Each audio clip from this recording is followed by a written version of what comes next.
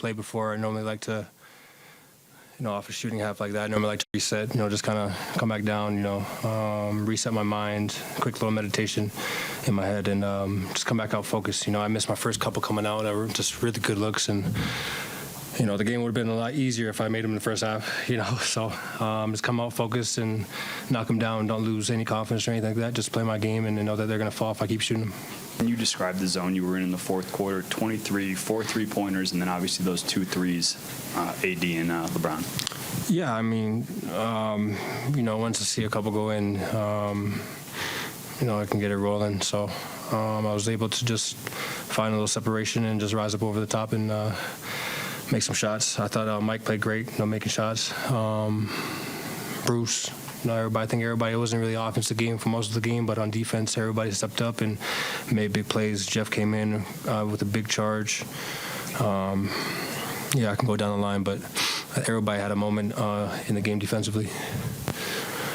Jamal, we've heard teammates say that you've come back from the injury a more complete player, a better playmaker. Tonight, I think you flashed a little bit on the defensive end. Can you take me through that last steal? Looked like a lob pass they were throwing up, and you swatted it out, and it ended up in MPJ's 3 that put you guys up 12? You're talking about the weak side, right? Yeah.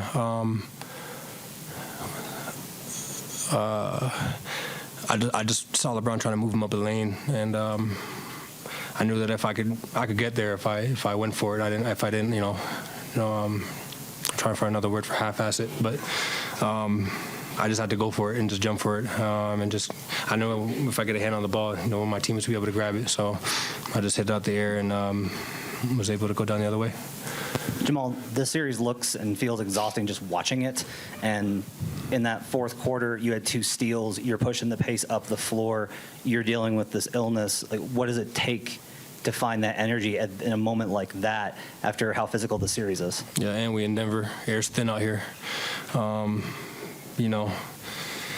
But it's just grit and grind. You don't want to lose a game. You try to leave it all out there, and you don't want to regret it when you go back home. I could have just ran a little harder to the corner and give somebody open shot. I could have, like I said, jump for the ball and get a steal. So it was just mentally making that switch and committing to it.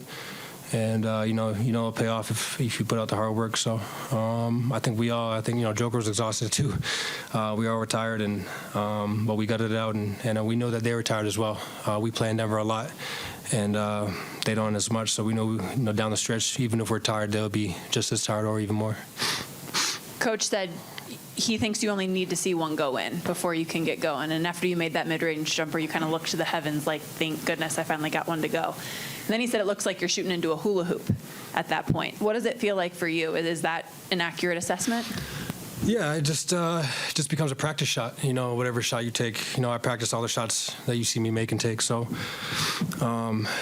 you could be shooting in a spot, in practice, and you miss 4, 5, 6 in a row, and then all of a sudden you just lock in, and you take a step back, you reset, you refocus, and you go back and make 10 in a row like it's nothing. So it's just about resetting your mind. It's all mental, in my opinion, and I was able to do that again tonight. Jamal, after game 1, everyone was talking about how the Lakers made that great run. They had all the momentum coming in, and everyone was talking about the Lakers as if they were the ones that won game 1. As players, hearing that and seeing how people are still learning about you guys as a team, how much did that motivate you guys? How much extra motivation did it give you? You try not to look into it. People are going to talk. People are going to have their assumptions and what they should do, and the adjustments they should make. If they see something working, they're going to adjust, and we're going to adjust as well. It's a series. We're going to go back and forth. We're going to make adjustments the next game. We're going to watch film and change stuff up. So they're going to do the same. So game to game is different. I remember we were playing Phoenix, and Coach said in the locker room, one game was 1 something, and then the other one was 97-87. So every game is going to be a little different. You just got to commit to it. And if it's a defense game, then you got to lock down and play defense, make timely shots, and.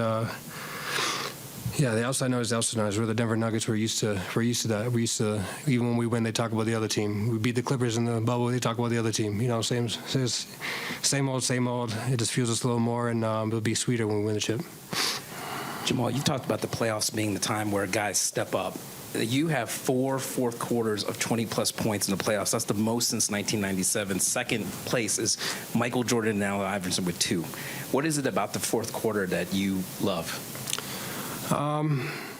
When I was little, I used to, count down the seconds of the shot clock and make the shot and talk like Marv Albert and talk like Mike Breen, you know what I'm saying? Just the imagination running as a kid. So, when you get in that moment and, you see your fam in the crowd, you see your little brother, you see Mike Breen there, you see all these little reminders. They all pay dividends and make that moment a little more special and just kind of lock you back in. You want to miss that opportunity, and sometimes it's just reflecting on those moments and remembering how fun it was to do that and be able to not miss a stage. Playing in the Western Conference Finals against the Lakers and LeBron James is it's an amazing opportunity, and it's something you can look back on history and remember for the rest of your life. So I just try to make the most of them, and it's fun when you got to go in like that in the fourth. When you hit that 3 over LeBron, they call timeout. You wave your hands out. What are you thinking? Because I saw you look into the crowd. You hear the crowd roaring. What was going through your head? Just like I got it, like I found the rhythm I needed to find. I think when I hit the 3 on the right wing was a good shot, and then the 3 on AD was the one where I was like, okay, I found the mark, I found the target, and just kept finding it.